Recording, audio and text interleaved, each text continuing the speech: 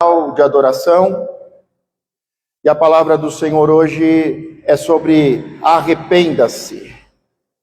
Diga comigo, arrependimento é uma boa palavra. Não é uma palavra má, diga, é uma boa palavra. Arrependimento é uma boa palavra. Nós vemos aquele que foi levantado como voz profética no deserto para preparar o caminho para que o povo pudesse seguir o Senhor. Em Mateus 3, versículo 1 e 2, e naqueles dias apareceu João o Batista, pregando no deserto da Judéia e dizendo: arrependei-vos, porque é chegado o reino dos céus. A mensagem de João Batista começa dizendo: arrependei-vos. Mudança de mente, mudança de vida, porque é chegado o reino dos céus. Em outro texto, no Evangelho de Marcos, capítulo 1, versículo 15, e dizendo: o tempo está cumprido, e o reino de Deus está próximo. Arrependei-vos e crede no Evangelho. O reino está próximo, o reino é chegado. Esta é a mensagem de João Batista. Esta é a mensagem que diz: o tempo está cumprido. Vamos viver um novo tempo. O reino está próximo. O reino é chegado. Arrependei-vos.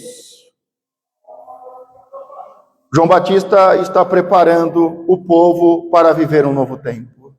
E esse tempo não é qualquer tempo. Eles estão sendo preparados para viverem no reino dos céus. Ainda em Lucas, capítulo 3, versículo 8, produzi, pois, frutos dignos de arrependimento, e não comeceis a dizer em vós mesmos: temos Abraão por pai, porque eu vos digo que até destas pedras pode Deus suscitar filhos a Abraão. Nós precisamos entender que arrependimento é uma boa palavra. Pecado significa errar o alvo.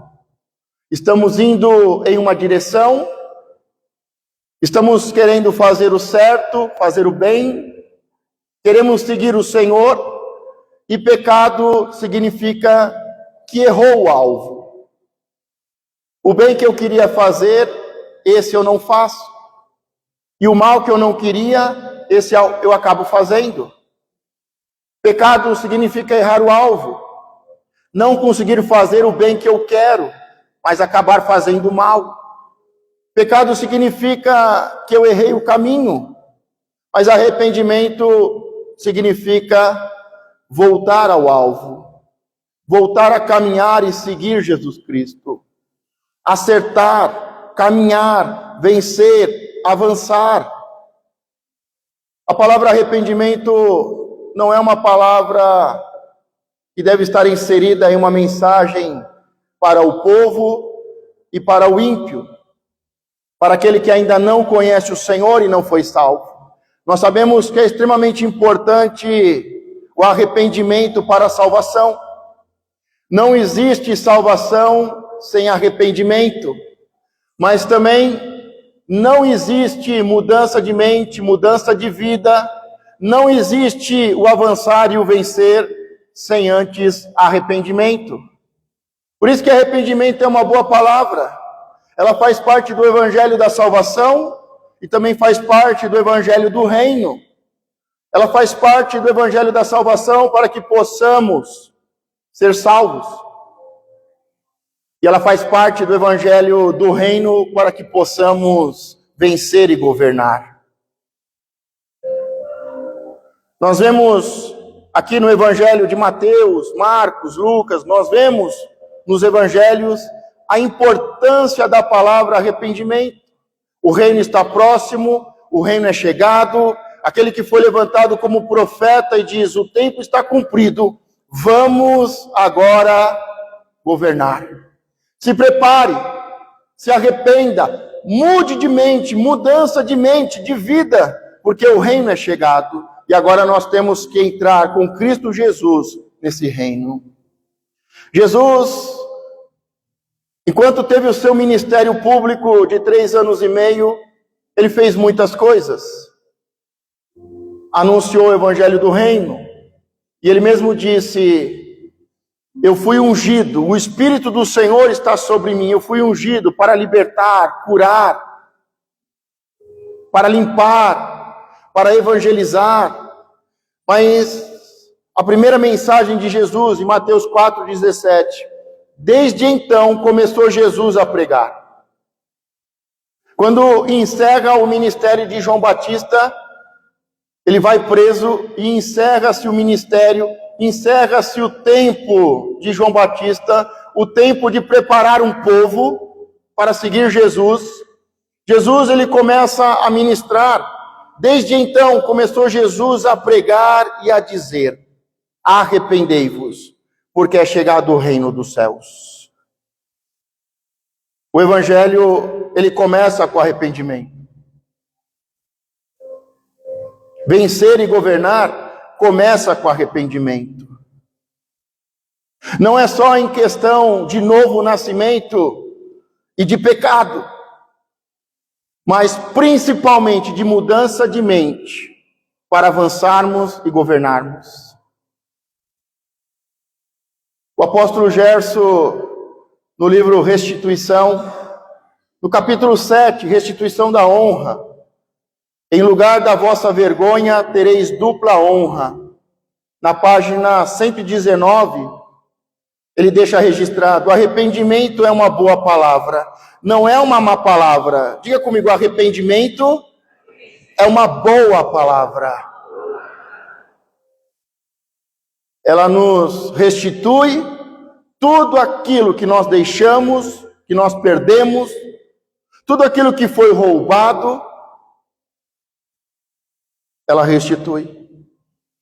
Arrependimento restitui o tempo, a alegria, a profecia. O arrependimento restitui a salvação, a alegria da salvação e a honra. Nós temos que ter bem claro que muitas vezes nós estamos trabalhando na adesão ao invés da conversão. Hoje muitas pessoas, elas são inseridas a uma adesão, ela simplesmente se diz cristã e começa a frequentar uma igreja. Mas isso não é conversão, isso não é salvação, e muito menos nos garante vitória e governo. As pessoas simplesmente dizem: eu vou a uma igreja, eu frequento uma igreja. E muitos até são fiéis à comunidade, à igreja. Mas uma coisa é uma adesão, outra coisa é uma conversão. Por isso que nós temos aqui todo um processo, uma trilha, para a pessoa que chega, para a pessoa em que nós trazemos, para ela conhecer, se sentir à vontade, ser apresentada, participar da ceia e todo o processo de conversão. Porque hoje muitas pessoas estão vivendo uma adesão. Simplesmente estão, fazem parte, gostam, se sentem bem, mas nunca nasceram de novo. E como o Provérbios diz, há uma geração que aos seus próprios olhos está limpa, mas nunca se lavou da sua imundície.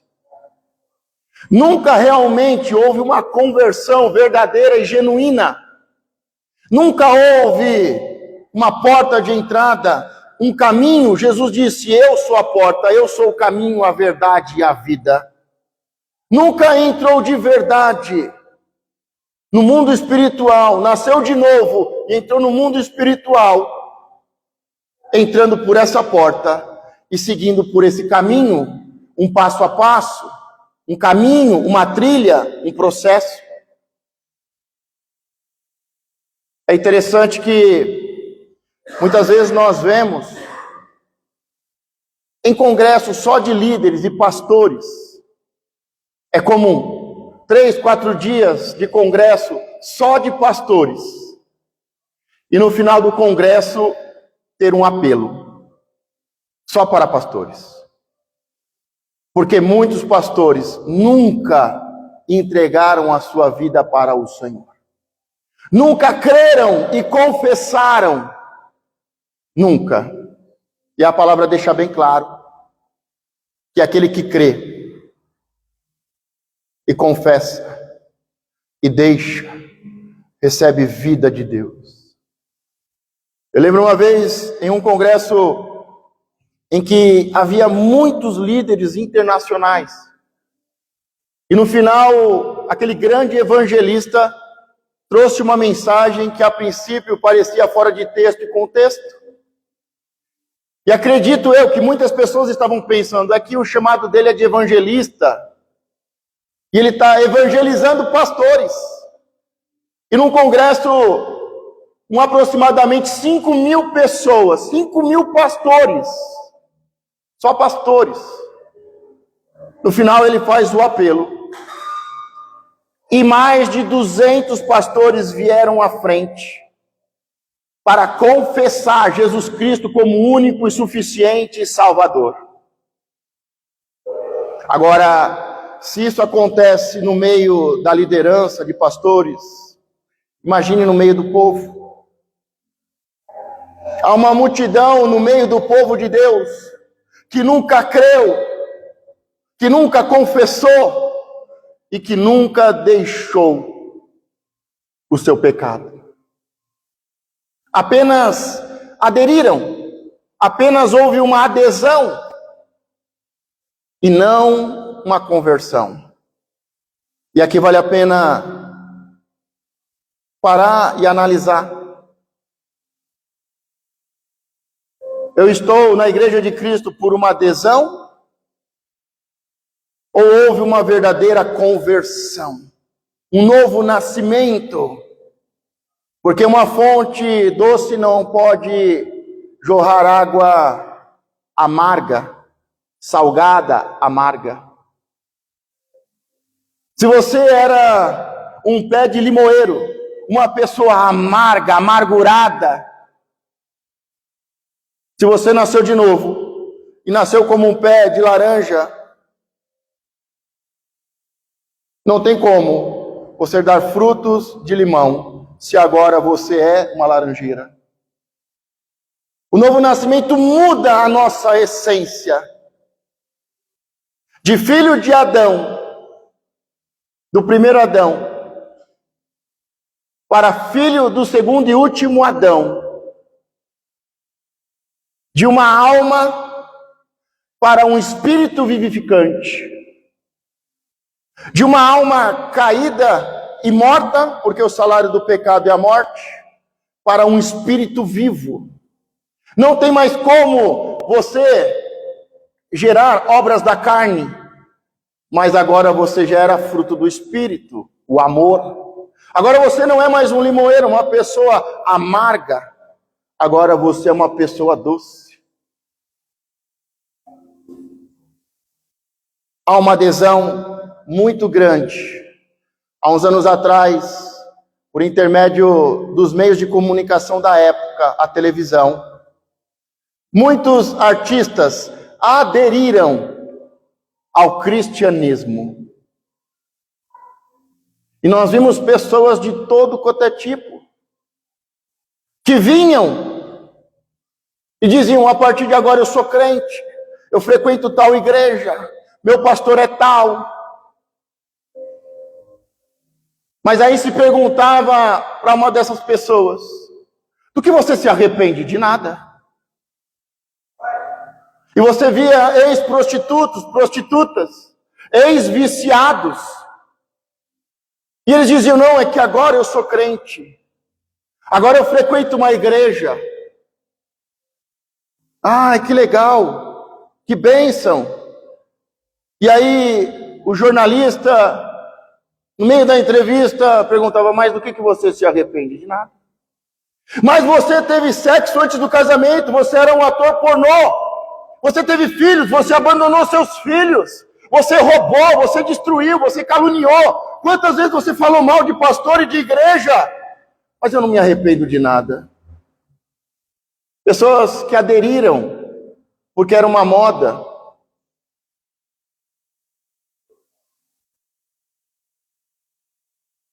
O evangelho é arrependimento. Ele começa de forma profética e apostólica, dizendo: arrependei-vos, mudança de mente.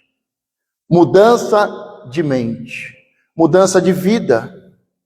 O evangelho da salvação fala sobre a obra da cruz, a qual Jesus Cristo, o Cristo, Filho do Deus vivo, foi pendurado. Ele se entregou e foi pendurado no madeiro como maldito, por amor no nosso lugar. O evangelho da salvação, ele tem como base, como centro, a obra da cruz. Jesus Cristo pendurado, morrendo e ressuscitando. Mas o evangelho do reino também tem cruz. Eu vejo hoje muitas pessoas copiando, modelando o evangelho do reino. Mas esse evangelho fala sobre vencer, sobre exortar, sobre motivar, sobre avançar, sobre governar. Mas eu não vejo, na maioria desses evangelhos do reino, eu não vejo a base do evangelho do reino que diz: tome a sua cruz. Nós temos uma cruz e nós temos que tomar a nossa cruz. Nós temos que aprender a morrer e ressuscitar com Cristo, crendo e confessando o evangelho da salvação. Mas nós também precisamos ouvir aquele que quer me seguir, que tome a sua cruz e me siga. E nós temos que aprender a morrer e nascer de novo a cada dia. Temos que aprender a seguir Jesus, carregando uma cruz, não uma Bíblia. Jesus nunca falou para o crente carregar uma Bíblia. Jesus falou para o crente carregar uma cruz. E quando eu falo isso, não é uma cruz pendurada no pescoço.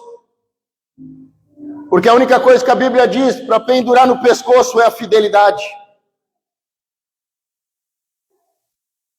O evangelho da salvação tem a obra da cruz de nosso Senhor e Salvador Jesus Cristo. E no evangelho do reino tem a minha cruz. Diga: a minha cruz. Tome a sua cruz e siga Jesus Cristo. Há muitas coisas interessantes na cruz do Senhor que nós devemos tomar e segui-lo. Primeira coisa que eu vejo é que Jesus, ele não conseguiu carregar a sua cruz. Isso significa que nenhum cristão vai conseguir ser cristão de verdade e carregar a sua cruz sozinho. Não existe o evangelho do eu. Não existe o evangelho da solidão. Nós temos que ser um corpo. E um suportar e ajudar o outro. Em determinados momentos, nós caímos, não em pecado, mas caímos porque a cruz é pesada. E precisamos de alguém como Jesus, alguém para nos ajudar a carregar a cruz. Mas nós temos que tomar a nossa. Em 2 Pedro 1, do 9 ao 12, pois aquele em que não há estas coisas é cego. E se nós olharmos um pouquinho antes, ele está falando da fé, ele está falando de características, ele está falando do fruto do Espírito, ele está falando de caráter. Ele não está falando de ministério, de unção, ele não está falando de dons, ele está falando do Espírito, ele está falando de fé, ele está falando de características, de caráter. Pois aquele em que não há estas coisas é cego, nada vendo ao longe, havendo-se esquecido da purificação dos seus antigos pecados. Tem pessoas que se esquecem da purificação, se esquecem dos pecados que confessaram, se esquecem do arrependimento, se esquecem da santidade. Na antiguidade, a primeira coisa que estava na testa de um sacerdote era a palavra santidade. A primeira coisa que uma pessoa, quando chegava diante de um sacerdote, nós somos povo eleito, sacerdotes reais, nação santa, a primeira coisa que as pessoas devem ver na nossa testa, profeticamente, é santidade. Essa pessoa não vive de qualquer jeito. Essa pessoa teve mudança de vida. Essa pessoa não é perfeita, mas é santa. E a Bíblia diz, quem é santo, se santifique mais e mais. E ela diz, quem é imundo, se suja mais e mais.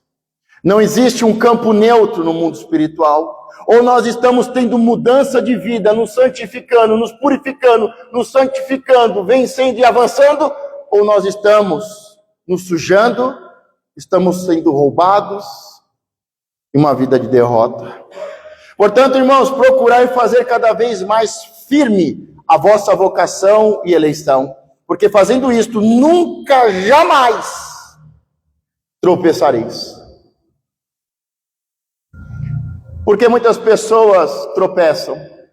Porque se esquecem de onde o Senhor os resgatou e os tirou.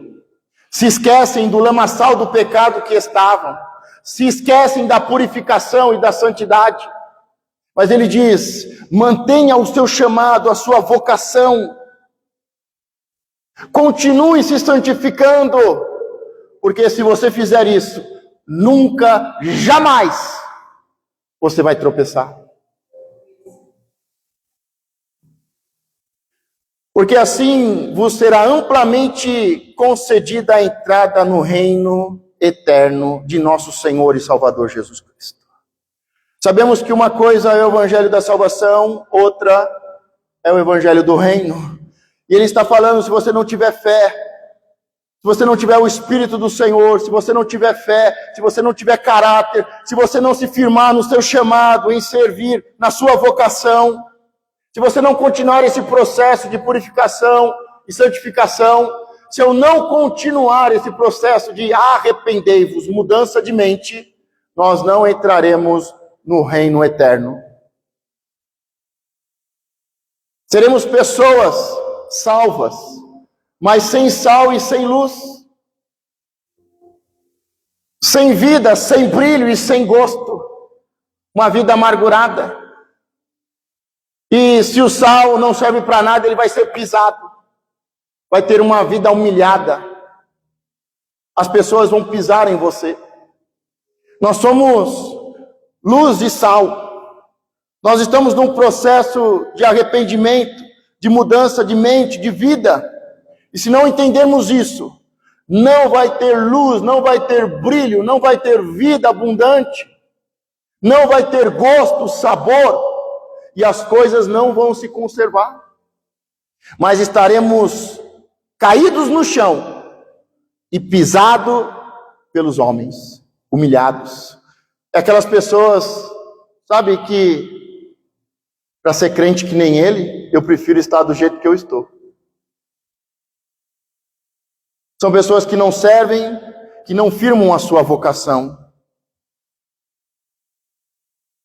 Por isso não deixarei de exortar-vos, de motivá-los, sempre acerca destas coisas, ainda que bem as saibais e estejais confirmados na presente verdade. Todo mundo sabe que arrependimento é uma verdade importante. O arrependimento é uma verdade que salva, o arrependimento é uma verdade que liberta e que nos faz vencer e governar. Todo mundo sabe a importância do arrependimento. Mas ele diz, mesmo vocês sabendo, eu não vou deixar de exortar, de ministrar essa palavra. A tendência, com os anos se passando, é endurecermos o nosso coração, e o nosso coração se tornar um coração de pedra. E Deus, ele resiste a uma pessoa com o coração de pedra, que não ouve, que não se submete, que não serve, que não muda.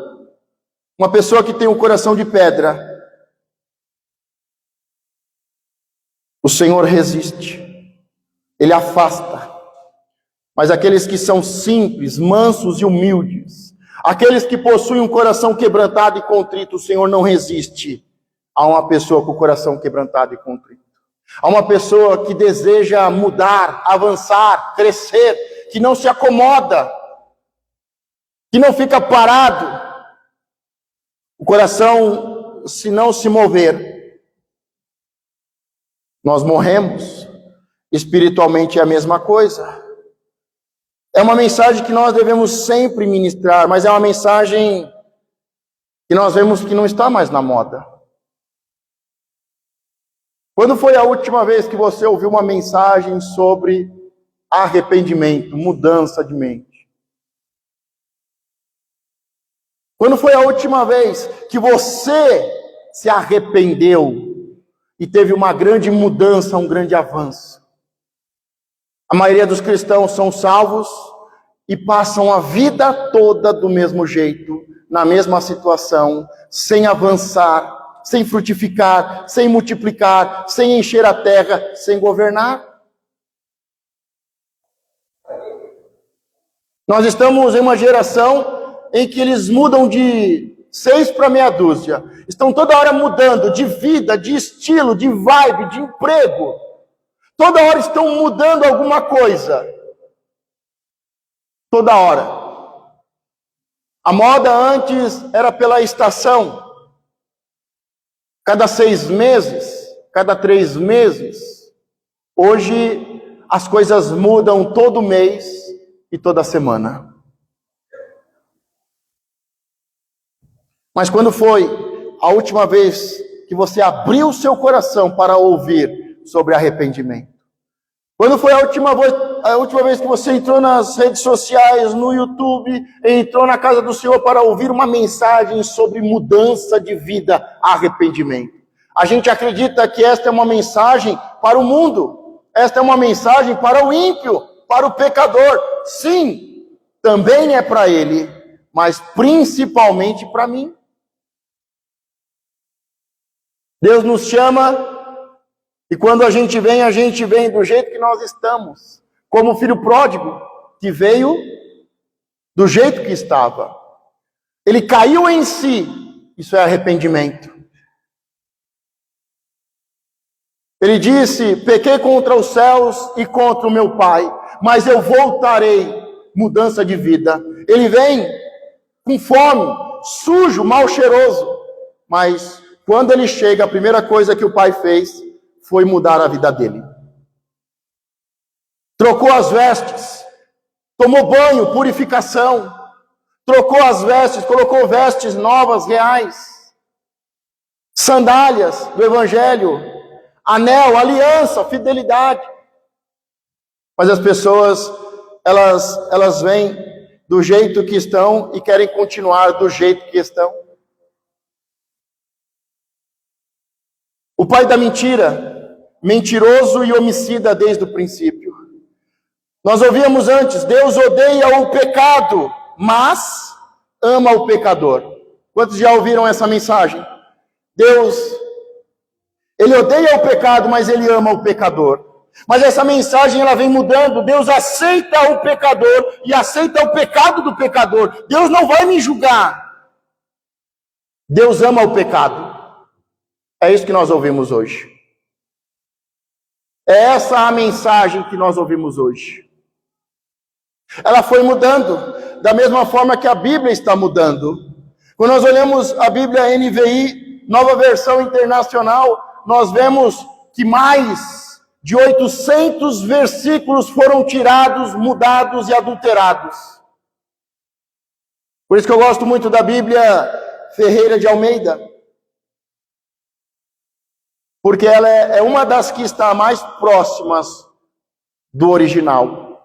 E sabe quais são os versículos e as palavras que estão sendo tiradas dessas novas Bíblias? Arrependimento, madrugada, tudo aquilo que gera um desconforto, que gera um mal-estar, tudo aquilo que faz a pessoa pensar, refletir, meditar. Tudo aquilo que leva a pessoa a uma mudança de vida, arrependimento, oração, jejum de madrugada, o nome de Jesus Cristo, tudo isso está sendo tirado. E se você pegar a Bíblia, como eu citei, você vai ver que não tem essas palavras.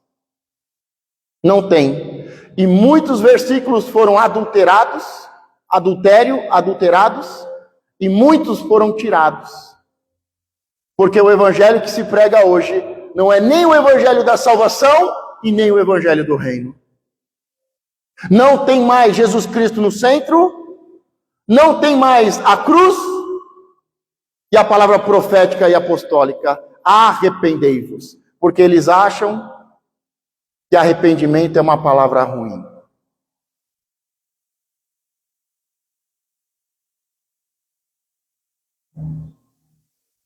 Diga: arrependimento é uma palavra boa? Então use mais, irmão. Use mais. A Bíblia diz que todos pecaram e são pecadores inúteis, inimigos do Senhor. Mas Ele, por amor, morreu no nosso lugar e de inimigos nos reconciliou e nos fez amigos, filhos e servos. Porque todos pecaram e destituídos estão da glória de Deus. Foram destituídos da glória do reino de Deus. São escravos de si mesmo. Escravos de Faraó, do Egito, do mundo. São escravos das trevas.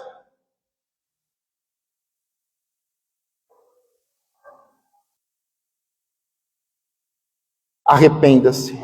A igreja é um lugar de confronto para o pecador e de conforto para o necessitado. Se você não se sentir neste lugar confrontado e confortado, tem algo errado com o lugar ou com você. Porque a primeira coisa que você tem que sentir é um desconforto, é um incômodo. Você está aqui para ser confrontado. Pecador miserável, inútil. Nós não estamos aqui para ninguém ficar afagando e massageando o nosso ego carnal, dizendo: você tem razão. Ninguém aqui tem razão. Somos todos pecadores inúteis. Mas as pessoas procuram a igreja hoje como procuram um amigo. Hoje não tem mais pastor, é amigo. Os pastores dizem: não me chama de pastor, me chama de irmão, de amigo. Nós somos iguais. As pessoas procuram uma igreja porque não tem dinheiro para pagar uma casa de recuperação e nem pagar um psicólogo. Você não tem ideia de quantas pessoas me procuram porque falam: eu estou passando um problema, eu não estou conseguindo pagar o meu psicólogo, R$250 cada sessão. Eu falo: acho que você não entendeu. Eu vou orar para Deus te prosperar e você continuar no psicólogo. Você não precisa de alguém para conversar com você, ver as suas razões e justificativas e massagear o seu ego. Em uma sessão de 45 minutos, 30 minutos, ganhar R$250 e você continuar com uma vida desgraçada. Aqui é para você morrer. Aqui eu não vou massagear o seu ego, aqui eu vou matar a sua carne. Aqui eu vou te pendurar no madeiro, eu vou falar: toma a sua cruz e morre, desgraçado, homem maldito. Aqui eu não vou falar: a culpa é do seu pai. Perdoa o seu pai. Eu vou falar: morre, carne desgraçada, maldita. É isso que eu vou falar para você.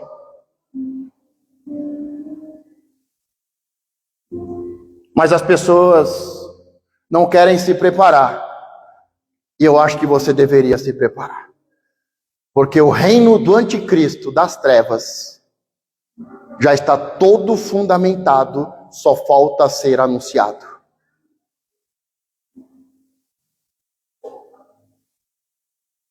Eu acho que você deveria se arrepender Porque o reino está próximo, o reino chegou, o reino está no meio de vós, está em nós.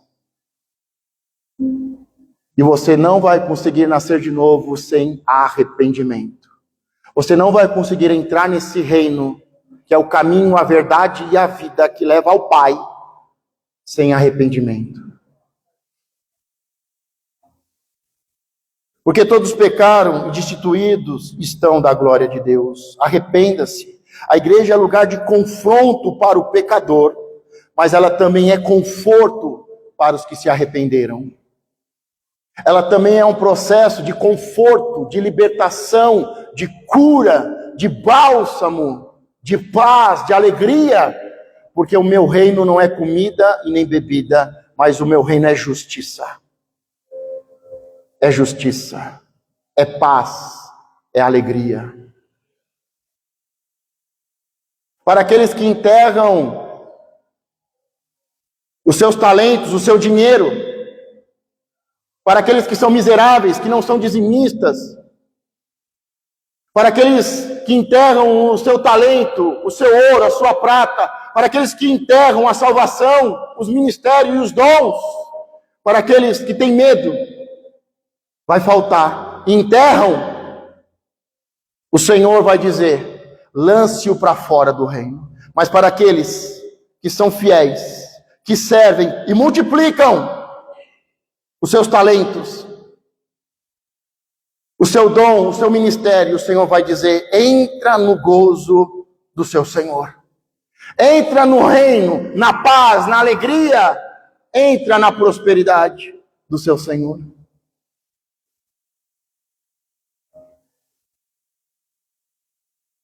Salmos 34, 18. Perto está o Senhor dos que têm o coração quebrantado e salva os contritos de coração, de espírito. Não há salvação sem um coração quebrantado e contrito. Não há mudança de vida sem um coração quebrantado e contrito. Não há. Salmo 51, 17, foi ainda o salmo do projeto que estamos tendo de toda quinta-feira, às 20 horas, nós temos o projeto Salmos. Estamos cantando, estamos salmodiando, estamos meditando e orando para sermos cheios do Espírito. E nesse projeto de Salmos, quinta-feira agora foi o Salmo 51 e 52, e no Salmo 51, 17, os sacrifícios para Deus são um espírito quebrantado, a um coração quebrantado e contrito, não desprezarás, ó Deus.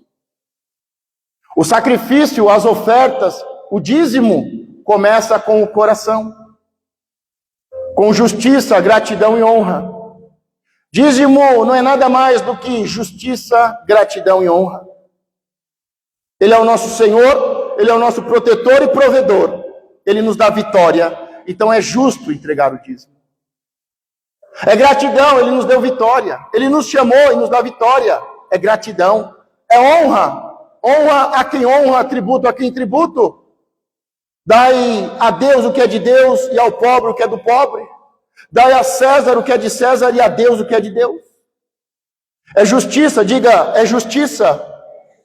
Gratidão e honra. O Senhor diz, os que me honrarem, eu honrarei. A única forma de honrarmos o Senhor é com os dízimos e ofertas. O Senhor diz, esse povo me honra com os lábios, mas o seu coração é mentiroso, é ingrato. Porque todo dízimo e oferta começa com o coração.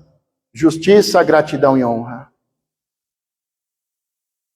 Aí só depois, com o que está em tuas mãos.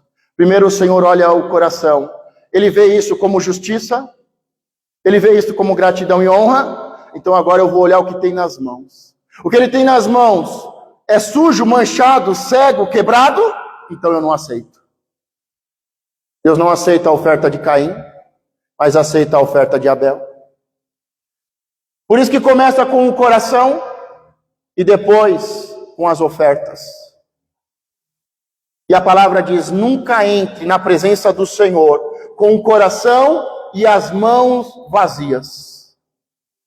Não adianta entrar com o coração cheio e as mãos vazias, ou as mãos cheias e o coração vazio, vice-versa.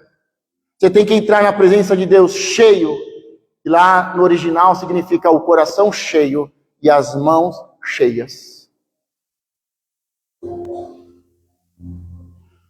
Em Tiago 4,16, Deus resiste aos soberbos, mas dá graça aos humildes. Quando nós olhamos para a nossa vida e vemos que tudo começa a ficar amarrado, tudo começa a ficar difícil, pesado, nada acontece, nada flui, tudo emperra, nada avança. Meu irmão, tire um tempo para mudar a mente. Quando as coisas não estão dando certo, quando está paralisado, pare para mudar a mente. Estou procurando emprego, não acho. Está com a vida financeira parada? Não cresce, não avança, não multiplica. Salário tem que multiplicar. Jesus diz que o Senhor entregou um talento, um valor a cada um salário. E salário tem que multiplicar. Por que não multiplica? Porque muitos não entendem o ciclo da bênção.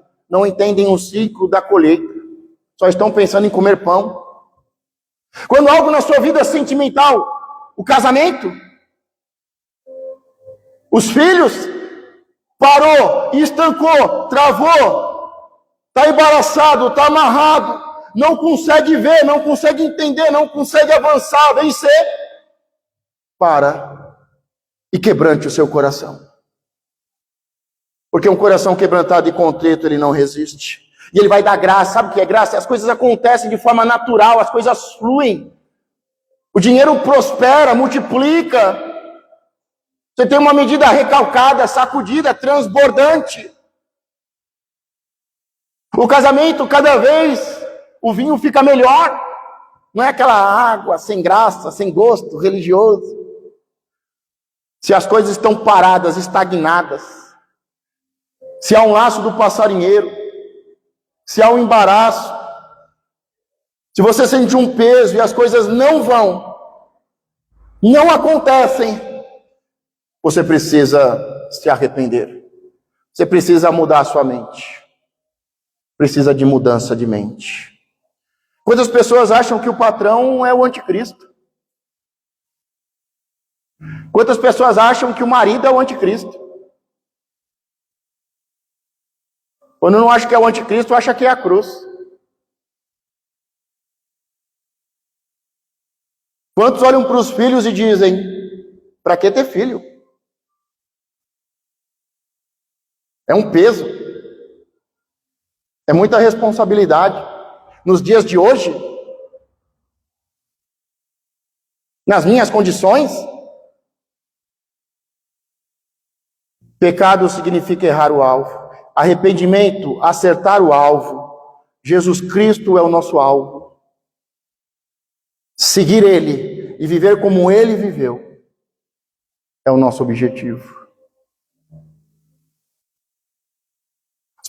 Muitas pessoas dizem: não, porque os 10 mandamentos é algo utópico. Não tem como cumprir os 10 mandamentos. Não tem como não cobiçar a mulher do próximo. Não tem como.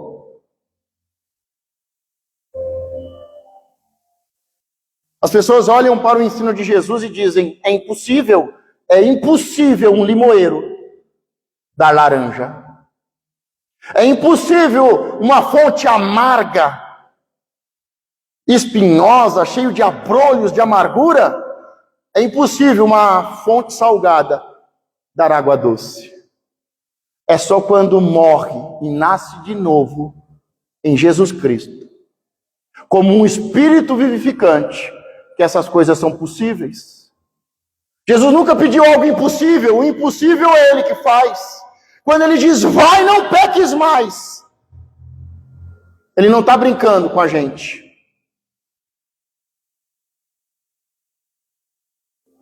Ele não está brincando com a gente. Uma vez uma pessoa chegou e falou assim, mas e aquela mulher que foi apanhada no ato do adultério? Ninguém apedrejou.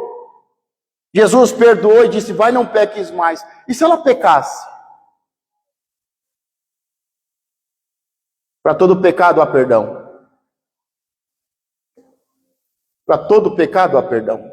Só que nós vemos na Bíblia homens que caíram, homens e mulheres que caíram, cometeram o mesmo pecado várias vezes. Pergunta, por quê, pastor? Porque nunca se arrependeram de verdade, nunca tiveram um coração quebrantado e contrito, nunca mudaram de vida. Eles pediram perdão, mas não foram perdoados. Davi cometeu pecado, se arrependeu de verdade e nunca mais cometeu aquele pecado. E nós vimos na quinta-feira que toda pessoa, quando cai num pecado, há um pecado hereditário. Quando ele se arrepende de verdade, ele se torna um verdadeiro adorador e um evangelista. Ele vai dizer, esse caminho leva à morte. Eu já tive nele. Mas eu tive um novo nascimento, eu mudei de caminho. Eu estou no caminho, na verdade, na vida. Ele se torna, toda pessoa que se arrepende de verdade, se torna um adorador e um evangelista. Por que não há verdadeira adoração no meio do povo de Deus? Por que a maioria dos cristãos nunca levam uma vida aos pés do Senhor? Porque nunca se arrependeram de verdade. Porque todo verdadeiro arrependimento nos torna verdadeiros adoradores e ganhadores de alma. Nós temos um propósito até setembro, levarmos 70 pessoas às águas. E isso ainda tem me incomodado. Porque a única coisa que eu pedia, eu falei, gente, aniversário da igreja é um dia profético e apostólico. É um dia de novo nascimento. Não só para quem desce as águas, mas para começarmos um novo tempo. O tempo é cumprido e nós vamos começar um novo tempo. E eu falei, vamos nos unir, vamos todos à casa do Senhor. Vamos subir a nossa Jerusalém, a igreja sede. E há tanta moleza, há tanta desculpa, há tanta justificativa. Não sinto o amor, a irmandade unida com o propósito de levar pessoas ao batismo. Não sinto isso ainda. Eu não sinto isso ainda. Nós estamos aqui para levar pessoas a nascerem de novo.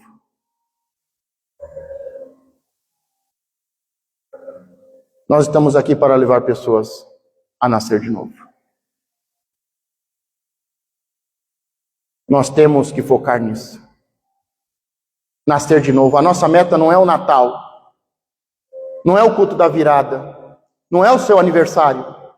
A nossa meta, o nosso ano profético e apostólico tem que estar todo fundamentado em setembro, levarmos pessoas a nascer de novo.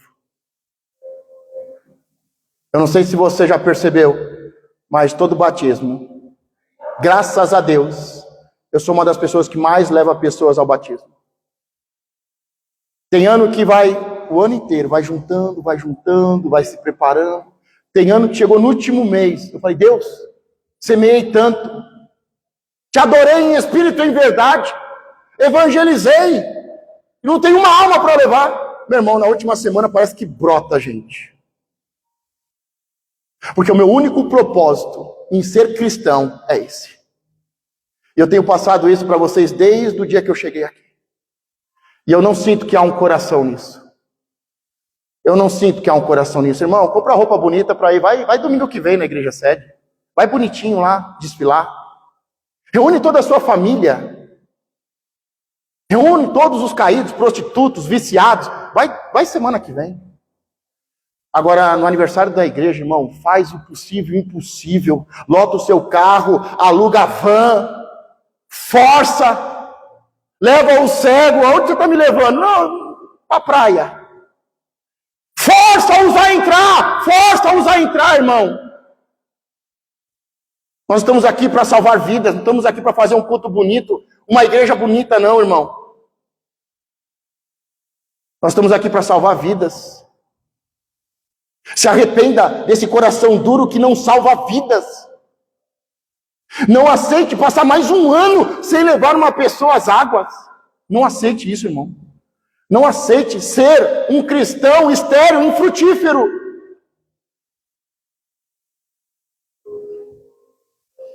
A grande questão é que existe remorso e arrependimento. A maioria das pessoas são superficiais porque vivem na carne e na obra da carne. Quinta-feira nós ainda falamos da oração de Davi, os ossos que tu quebrastes. Ele orando a Deus e fala, os ossos que o Senhor quebrou. As pessoas querem ficar na carne, qualquer palavra dura, doeu, hein, pastor? Bateu forte. Eu quero quebrar você, eu quero fazer um vaso para honra, não um vaso inútil. A palavra não está para te reformar, a palavra está para te quebrar, fazer um vaso novo. Certa ocasião o Senhor leva um profeta até o oleiro.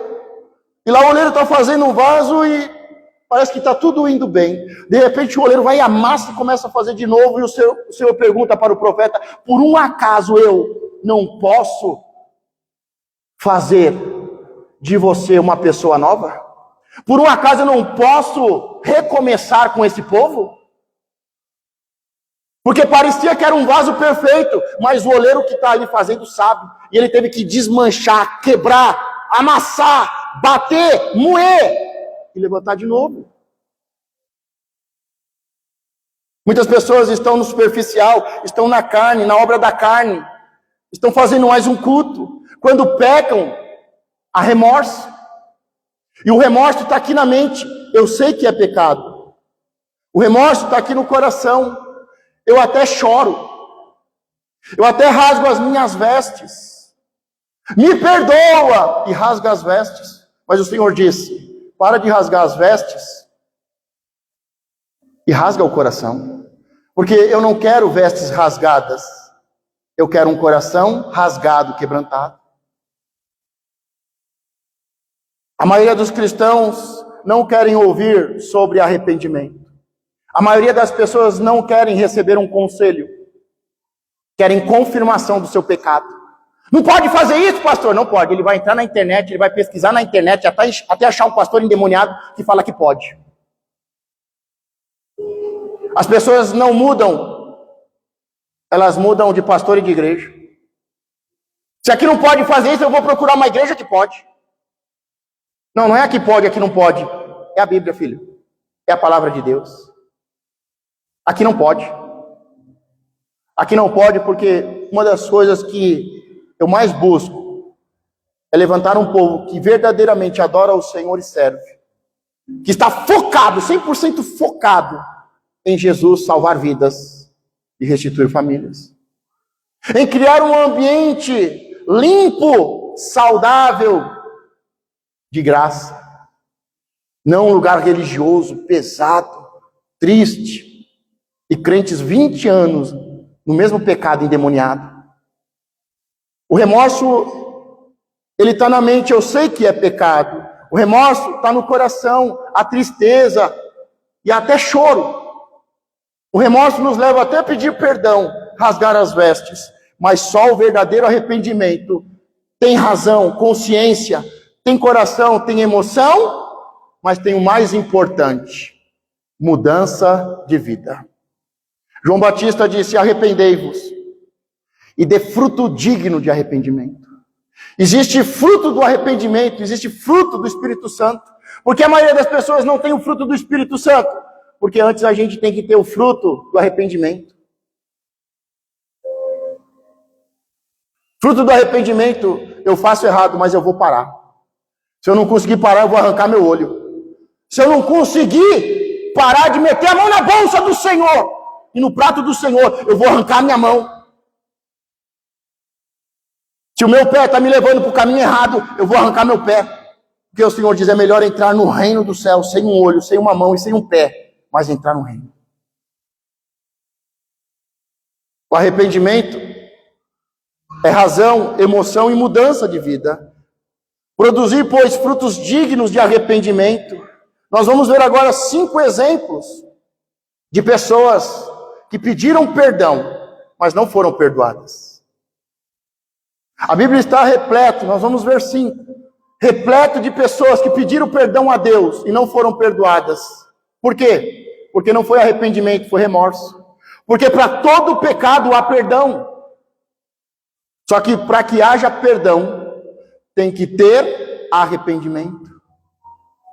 Mais do que ter consciência, mais do que ter sentimento e emoção, tem que ter decisão, tem que ter o quê? Força moral, caráter. Pessoas vão muito atrás de unção, e nada errado, mas antes vá atrás, antes de ter força, poder e autoridade, unção, vá atrás de caráter, ande com pessoas que têm caráter. As pessoas que mais me perguntam é sobre os dons do Espírito Santo. Me pergunta sobre o dom de Deus, Pai. Me pergunta sobre o dom de Jesus Cristo. Por que as pessoas estão tão interessadas no dom do Espírito Santo? E por que a maioria eu nem respondo ou demoro demais para ministrar essas coisas? Porque enquanto não tem força moral, caráter, eu não ensino força, unção, poder e autoridade do Espírito. A pior coisa que tem é alguém que tem força, unção espiritual e é fraco moralmente. Então, primeiro eu tenho que fazer uma pessoa que nasceu de novo crescer. Quem nasceu de novo precisa crescer de novo. Então eu tenho que fazer a pessoa crescer primeiro. E quando é que eu sei que uma pessoa cresceu de novo? Uma pessoa que cresceu de novo, ela assume responsabilidade. Ela resolve problemas. Ela não diz, outro faz. Eu vim aqui só ouvir. Eu vim para o culto. Não, uma pessoa que cresceu, ela assume responsabilidade. Pode deixar que eu vou fazer, pastor. Não precisa ficar mandando. Uma pessoa que cresceu assume responsabilidade. E ela não fica dando problema. Ela resolve problemas. E uma pessoa que nasceu de novo, cresceu de novo, assumiu responsabilidade, resolveu problemas, aí eu começo a ensinar sobre o Espírito Santo. Eu tenho uma certa dificuldade para ensinar sobre o Espírito Santo, porque as pessoas mais endemoniadas, as pessoas mais loucas e perturbadas, as pessoas que mais oram em línguas, levanta, cai no chão, cai no Espírito, isso, são as pessoas com menor força moral e caráter. São as pessoas que estão mais debaixo de maldição. Eu vivi uma vida inteira numa crise, porque eu disse, como é que é uma pessoa que no meio do culto está orando em línguas e depois no final do culto cai endemoniado? Como é que uma pessoa ora em línguas, profetiza e a vida está uma desgraça? Porque são pessoas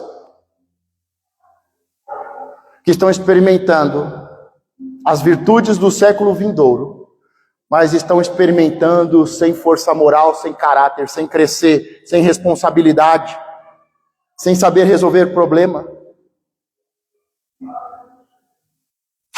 5 exemplos de pessoas que pediram perdão e não foram perdoadas. O primeiro, pecador endurecido, Faraó, Êxodo 9, 27 e 28. Então Faraó mandou chamar a Moisés e Arão e disse, esta vez pequei. Aqui Faraó dizendo, olha que bonito, Faraó chega para Moisés e diz, pequei.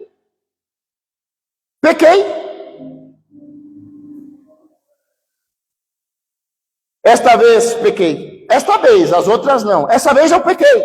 Esta vez pequei. O Senhor é justo, mas eu e o meu povo ímpios. Ora ao Senhor, pois que basta. Chega de tanto sofrimento, de pragas, maldições, para que não haja mais trovões de Deus, nem saraiva, e eu vos deixarei ir, e não ficareis mais aqui.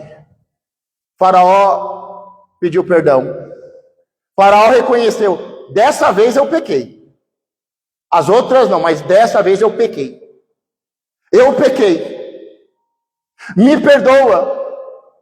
Fala para Deus parar com os relâmpagos, trovões e essa chuva de saraiva. Mas ele não foi perdoado.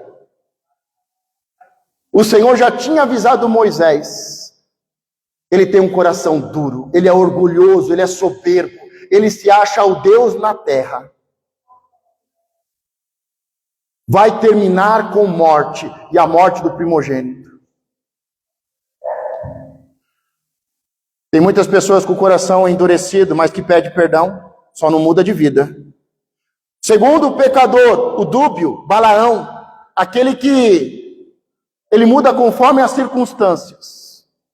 Está na igreja, ele levanta as mãos, pede perdão, derrama lágrimas, ajoelha, ora em línguas, mas aí depois ele vai para o bar. Pecado dúbio, Balaão, Números 22, 34. Então Balaão disse ao anjo do Senhor: pequei. Ó Balaão confessando: pequei, porque não sabia que estavas neste caminho para te operares a mim. E agora, se parece mal aos teus olhos, voltarei. Eu pequei, eu não sabia que você estava nesse caminho para me matar. Mas já que eu pequei, você está aqui para me matar, então eu vou voltar atrás, eu vou mudar de caminho. E aí o anjo diz: pode continuar. Você insistiu tanto, Deus já tinha falado para você não ir. Você insistiu tanto, continua. Ele, quando busca o Senhor, e o Senhor fala, não faz, ele diz, não vou fazer. Mas aí vem os nobres, corrompe ele e diz, eu vou. Por dinheiro eu vou. Por honra e por fama, eu vou. É dúbio. É sim e não. A palavra diz que a nossa palavra seja sim, sim, não, não. Mas tem muitas pessoas dúbias. Na igreja é profeta, entrega a profecia. Mas lá no mundo, se senta com os escarnecedores. Ele disse, eu pequei. Se precisar eu volto atrás, eu paro. Eu não vou mais fazer isso. Terceiro tipo de pecador, pecador insincero, Saul. 1 Samuel 15, 24, 26. Então disse Saul a Samuel, pequei. Você está entendendo que confessar pecados não muda em nada? Confessar pecados, saber que pecou e chorar porque pecou, não perdoa. Não é arrependimento, é remorso. Você está... Por que eu não gosto dessa palavra arrependimento? Porque eu tenho o coração duro? Será? Por que será? Será que é porque eu sou dúbio? Eu tenho duas caras? Eu tenho duas palavras? Na igreja eu sou um e fora eu sou outro? Por que eu não gosto dessa palavra tão bonita? Que salva, que liberta e que cura, e que muda, que transforma, que prospera. Por que eu não gosto dela? Será que é porque eu sou insincero? Então disse Saul a Samuel, pequei, porquanto tenho transgredido a ordem do Senhor, e as tuas palavras, porque temi ao povo, e dei ouvidos à sua voz. Agora, pois, rogo-te, perdoa o meu pecado. Ele não só tinha consciência de que tinha pecado, como na parte sentimental e emocional, ele gritou, me perdoa, me perdoa. Ele rogou, ele clamou. Agora, pois, rogo-te, perdoa o meu pecado e volta comigo, para que adore ao Senhor. Porém, Samuel disse a Saul, não voltarei contigo, porquanto rejeitaste a palavra do Senhor. Já te rejeitou o Senhor, para que não sejais reis sobre Israel. Ele é insincero. Ele pediu perdão, ele sabia que tinha pecado, porque o que os outros vão pensar? Eu pequei, mas eu pequei porque eu estou preocupado com o que os outros vão pensar. Ele rogou, ele clamou por perdão, mas ele diz, vamos andar no meio do povo, para o povo ver que a gente está junto. É insincero, é aparência. Tem gente que quer conversar comigo só para mostrar para o povo que tem intimidade. Tem gente que quer andar com um profeta, com o Samuel, só para o povo saber. Agora, duas pessoas que não concordam não conseguem andar juntas. Uma pessoa que não se arrepende não consegue andar com uma pessoa que se arrepende. Hoje no meio empresarial a palavra, feedback.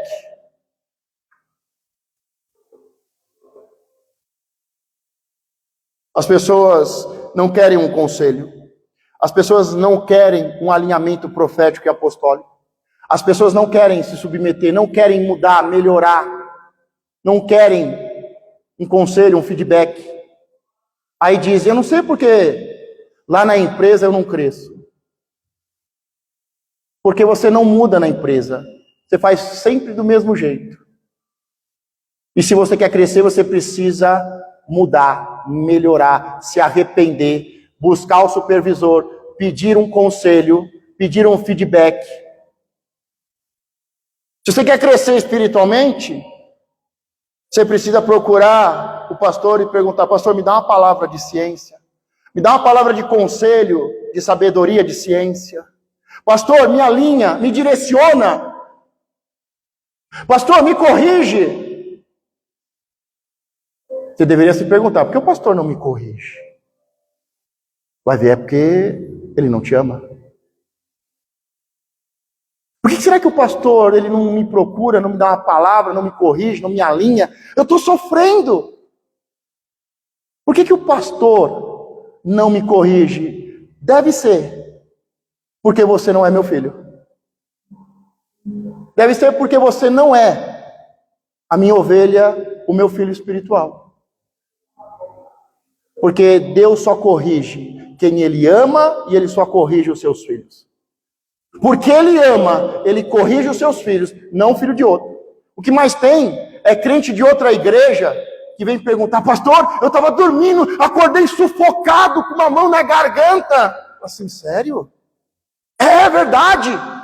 Você acredita, pastor? Acredito. Aí eu pergunto, você falou com o seu pastor? Não. Tenho medo, tenho vergonha, porque eu sei que é demônio e o pastor vai me tirar de cima do púlpito. Aí ele vem procurar o pastor aqui. Eu falo, procura primeiro os céus, depois o seu pastor. Mas você não pode orar por mim, você não pode falar o que está acontecendo? Claro que não. Eu vim para as ovelhas perdidas de Israel.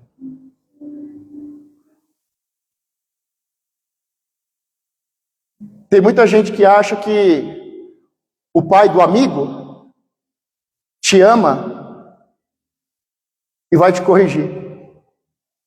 Por isso que o que mais tem hoje são crentes que foram usados, abusados e estão dodói. Porque quando há amor, um pai nunca vai usar e abusar de alguém. Um pai pode até corrigir de forma severa, mas é porque ama e aquele que é corrigido vai ter frutos de gozo da correção. O apóstolo diz no Novo Testamento, ninguém gosta de ser corrigido, confrontado, mas depois que é corrigido, confrontado, vem os frutos e o gozo. Vem os frutos e o gozo. Mas Saul é um insensato, ele quer dizer que tem igreja, ele quer dizer que tem pastor, ele está dizendo, aqui anda comigo pastor, mas não se arrepende. Quem está fazendo o curso da bênção, eu acho que entendeu que o negócio, o segredo, é sacerdócio. Uma igreja que não tem pastor, não tem sacerdócio, nem igreja é. Abraão só se tornou Abraão de verdade, e a promessa que Deus fez só se cumpriu quando Deus conseguiu juntar e levar Abraão até o sacerdote.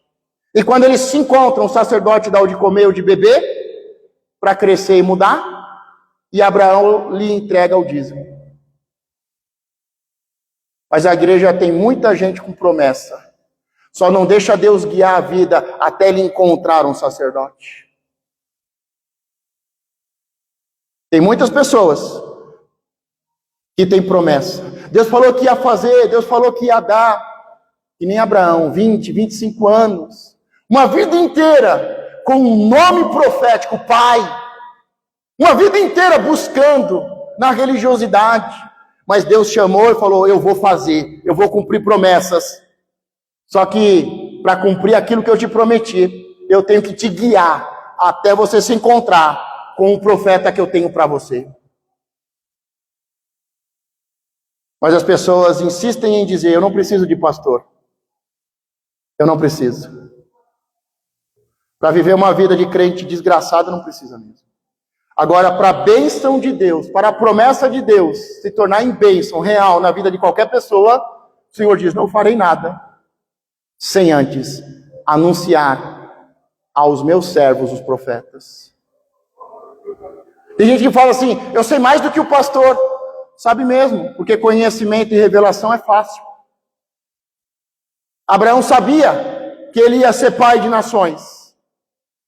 Ele só não tinha a consciência de que o menor é abençoado pelo maior, não por Deus. Deus faz promessa para quem é o menor, como Davi, o menor, para o menor ser abençoado pelo maior, por um sacerdote. Mas enquanto isso não entra, a gente vai vivendo uma religiosidade. Vamos para o quarto? Saul, Acã, pecador duvidoso, Josué 7:20.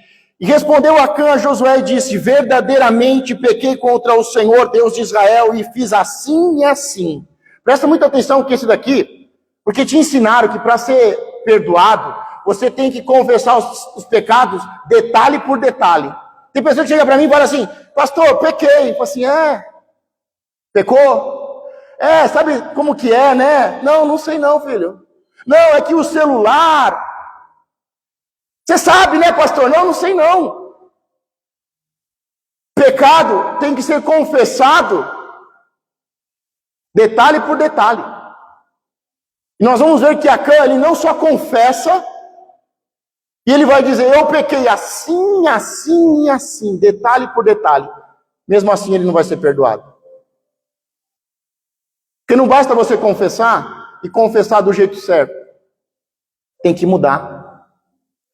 E respondeu Acã a Josué e disse, verdadeiramente pequei contra o Senhor Deus de Israel e fiz assim e assim. Quando vi entre os despojos uma boa capa babilônica e 200 ciclos de prata e um cunha de ouro, do peso de 50 ciclos, cobicei-os e tomei-os, e eis que estão escondidos na terra, no meio da minha tenda, e a prata por baixo dela. Então Josué enviou mensageiros que foram correndo à tenda, e eis que tudo estava escondido na sua tenda, e a prata por baixo. Tomaram, pois, aquelas coisas do meio da tenda, e as trouxeram a Josué, e a todos os filhos de Israel, e as puseram perante o Senhor. Eles tiveram uma derrota. Deus falou, há um anatema no meio do povo. Chama o povo e pergunta, quem está em pecado? Ninguém se manifestou. Deus falou, então agora começa a passar os líderes da tribo, e eu te mostrarei quem está em pecado. E passou o primeiro líder, o segundo, até que chegou o líder, Acã. E o Senhor disse, é ele. Pode separar ele e a família dele. Separa ele e toda a família dele. E aí ele diz, eu pequei. E eu pequei assim, assim, assim. Eu peguei uma capa, eu peguei isso, eu peguei ouro, eu peguei prata. Tinha até o quilo. Mas sabe o que aconteceu no final? Ele e toda a família dele foi apedrejada. Deixa eu te falar uma coisa, uma pessoa que rouba a Deus, não é só a pessoa que vai morrer, mas toda a família vai morrer. Toda a família foi morta. Quando você mete a mão naquilo que não é seu, você está matando toda a sua família.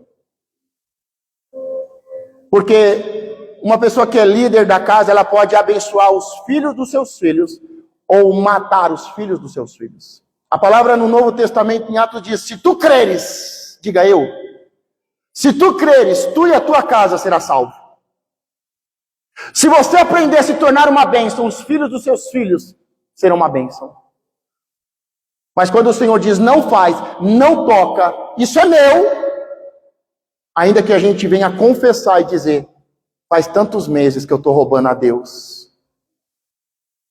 Porque tem pessoas que só confessam na hora que Deus separa. Só na hora que Deus separa. Só que quando Deus deu a oportunidade e não aproveitou, passou.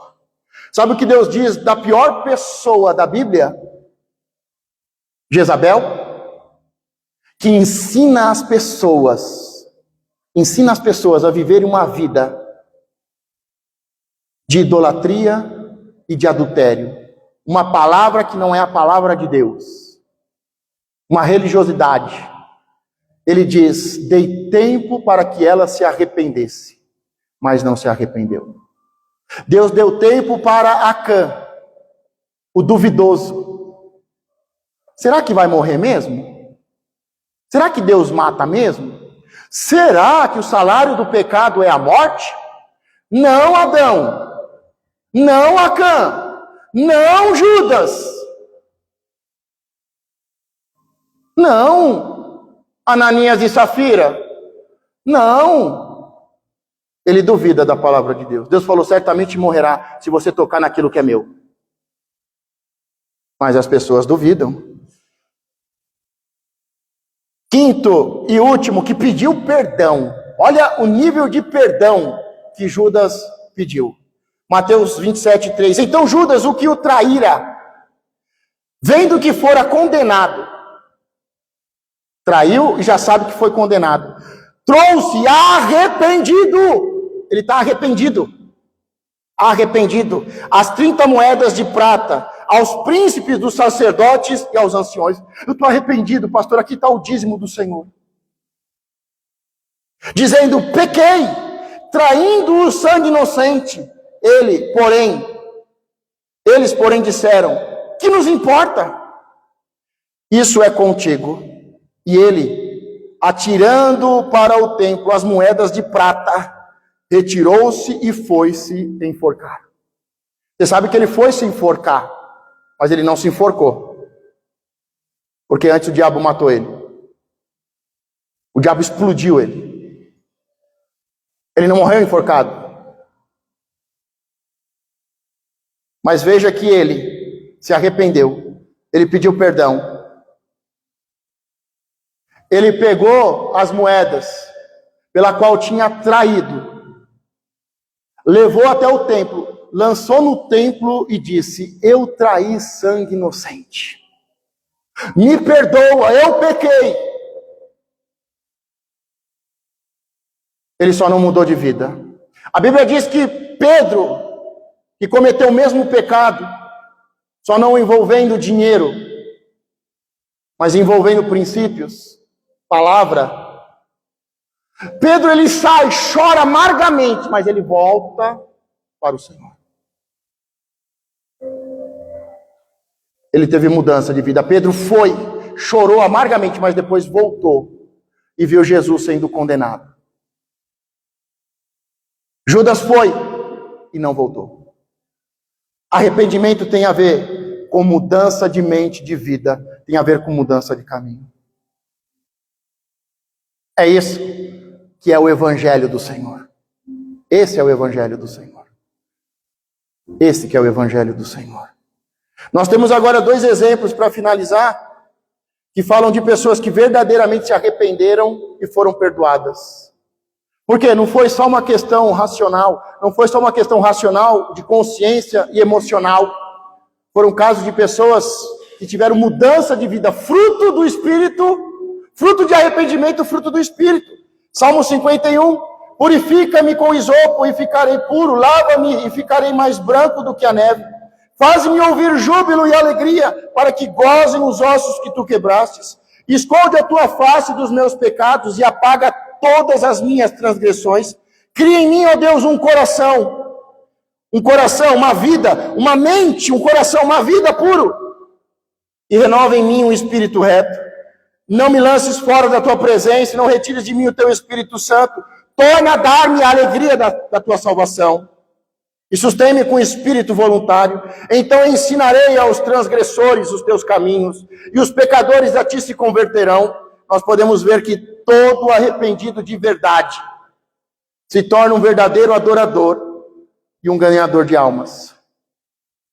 Então ensinarei aos transgressores os teus caminhos, e os pecadores a ti se converterão. Livra-me dos crimes de sangue, ó Deus, Deus da minha salvação, e a minha língua louvará altamente a tua justiça. Sabe por que a maioria dos pastores não prega sobre arrependimento? Porque a maioria nunca se arrependeu. Nunca se arrependeu. Nunca se arrependeu. E o sétimo, o segundo, que realmente pediu perdão e foi perdoado e teve uma vida totalmente transformada e restituída, é o pecador pródigo, o filho. Em Lucas 15:17, tornando-se a si, caindo em si, disse: quantos jornaleiros, trabalhadores de meu pai, têm abundância de vida e eu aqui pereço de fome. Ele está falando de pessoas que servem e pessoas que não servem. Pessoas que servem o pai têm abundância de pão. O apóstolo diz no Novo Testamento: quem não trabalha não come. Levantar-me-ei, e irei ter com o meu pai, e dir-lhe: pai, pequei contra o céu e pequei perante ti. Já não sou digno de ser chamado de teu filho. Faz-me como um dos teus jornaleiros, dos teus trabalhadores. E levantando-se foi para seu pai, e quando ainda estava longe, viu o seu pai, e se moveu de íntima compaixão, e correndo, lançou-lhe ao pescoço e o beijou. E o filho disse: pai, pequei contra o céu e perante ti, e já não sou digno de ser chamado teu filho. Mas o pai disse aos seus servos: trazei depressa a melhor roupa, e vestiu-lhe, e pondo-lhe um anel na mão, e ao parque a sandália nos pés, trazei o bezerro cevado, e matai-o. Comamos e alegramo-nos, porque este meu filho estava morto e reviveu. Tinha se perdido e foi achado, e começou a alegrar-se. O arrependimento, ele gera vida. As pessoas falam tanto quando o Espírito Santo desce em Atos, e há um avivamento. Sabe do que as pessoas medíocres falam? Estão até hoje discutindo se falaram em línguas, língua dos anjos, das nações, o Espírito Santo, os dons do Espírito. Que mediocridade, que igreja medíocre. Sabe o que aconteceu com a descida do Espírito Santo e a primeira pregação no ministério do Espírito? Eles começam a dizer: pecamos, o que nós faremos agora? O que nós faremos? Nós pecamos, matamos um justo. E aí Pedro diz: se arrependam e sejam batizados. Um monte de gente inútil discutindo teologia e línguas. Só tem um propósito: o avivamento. Aonde tem espírito, tem arrependimento. Aonde o Espírito do Senhor está, tem arrependimento. E aonde tem arrependimento, as pessoas dizem: e agora o que eu faço? Dessas águas. Mudança de vida. Mas a religiosidade é nojenta. E as pessoas me perguntam: como é que eu faço para ter poder do Espírito? Como é que eu faço para ter o dom do Espírito? Como é que eu faço para falar em línguas, para profetizar? Inútil. Uma igreja inútil. O Espírito Santo desceu para dar vida.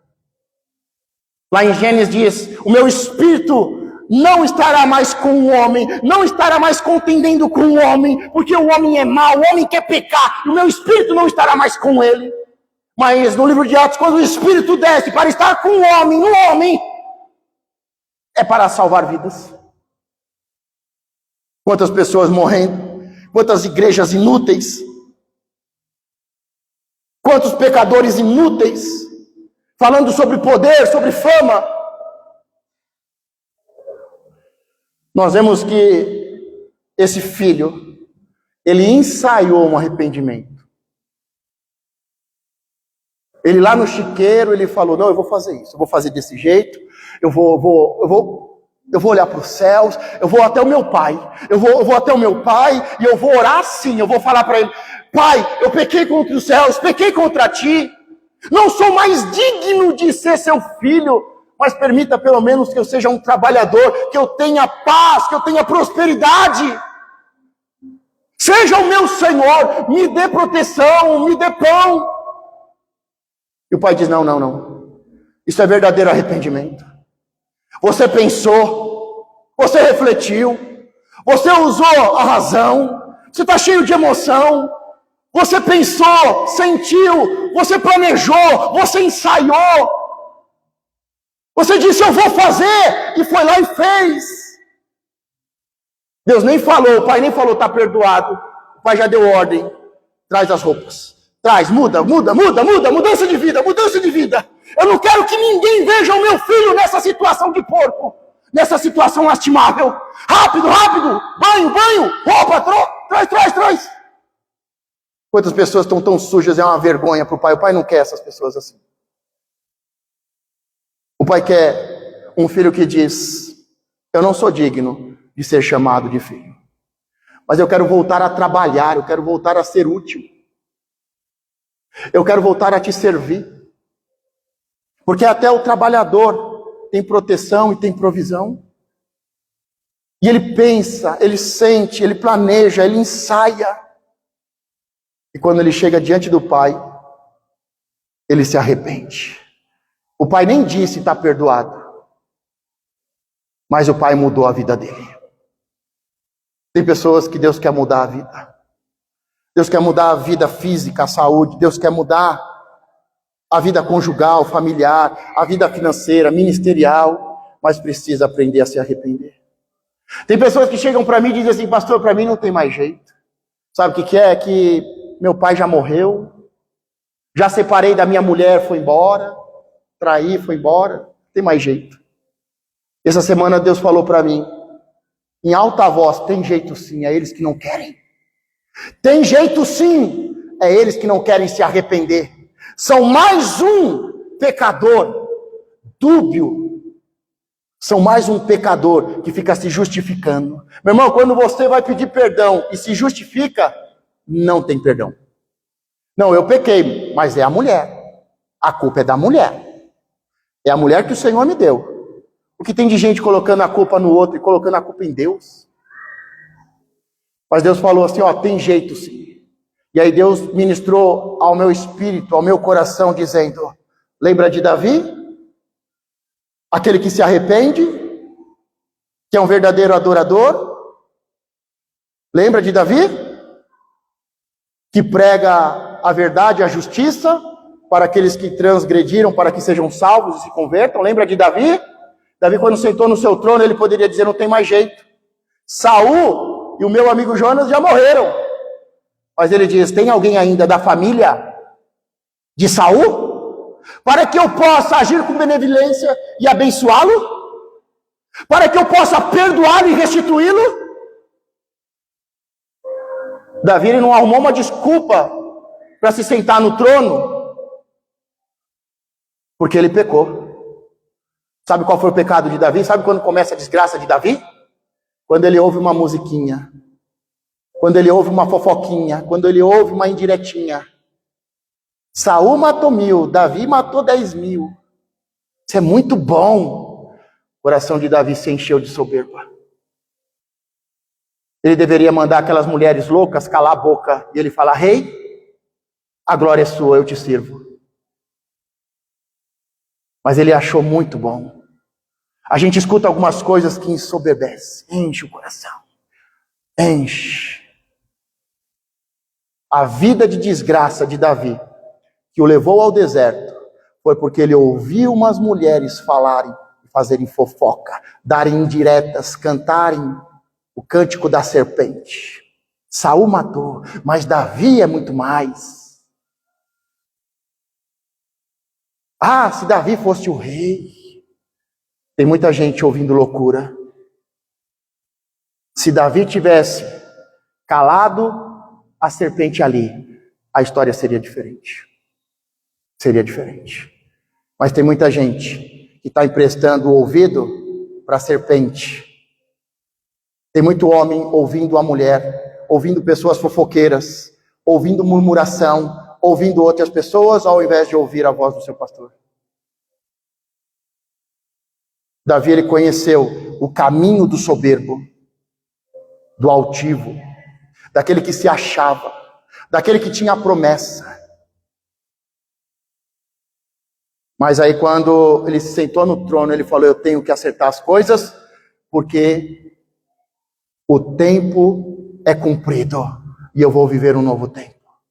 E eu quero viver um tempo na graça e na glória de Deus. E quando ele senta no trono, ele diz, tem alguém, eu sei que já morreu, mas tem alguém da família de Saul? Tem alguém da descendência de Saul, de Jonas? Ah, tem um paralítico, Mefibosete. Manda chamar. Manda chamar, porque eu vou me acertar, eu vou me consertar, eu vou perdoar e eu vou restituir. A pessoa passa a vida inteira falando mal de pastor, depois acha que tudo normal. Passa a vida inteira falando mal de igreja, honrando os falsos profetas. Eu acho tão lindo quando alguém chega que nunca é ofertante, mas ele chega, pastor, que eu estou sentindo no meu coração entregar o meu dízimo que eu nunca entreguei, uma oferta especial lá na outra igreja. Amém, entrega lá, vai lá, fica à vontade. De quem que é o dinheiro? Não é seu então? Se fosse de Deus, você sabia onde entregar, filho.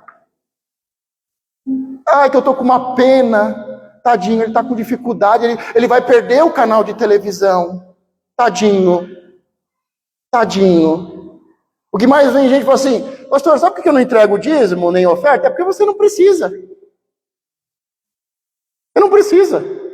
Eu vou entregar para um miserável e vai colher miséria. Porque dízimo não tem a ver se o pastor precisa ou não precisa. Tem a ver com o princípio. Conheço uma pessoa que tinha um chamado lindo. Eu olhava e falava, que chamado. Que lindo. Que chamado de prosperidade, de administração. Mas ele disse assim, não, eu não entrego o dízimo porque a igreja, o apóstolo, a igreja Fonte de Vida não precisa. Mas até hoje ele está precisando. Toda vez que eu converso, quando eu consegui, meu irmão já gastou fortunas fazendo cursos, treinos, mentoria e não consegue. Patinando. Dízimo não é porque Deus precisa, nem o pastor precisa. Dízimo é porque é um princípio. É um princípio. Deus, Ele está pronto a perdoar. Ele está pronto a perdoar. Ele está pronto a perdoar. Se coloque de pé. Mas não adianta pedir perdão. Não adianta detalhar o perdão.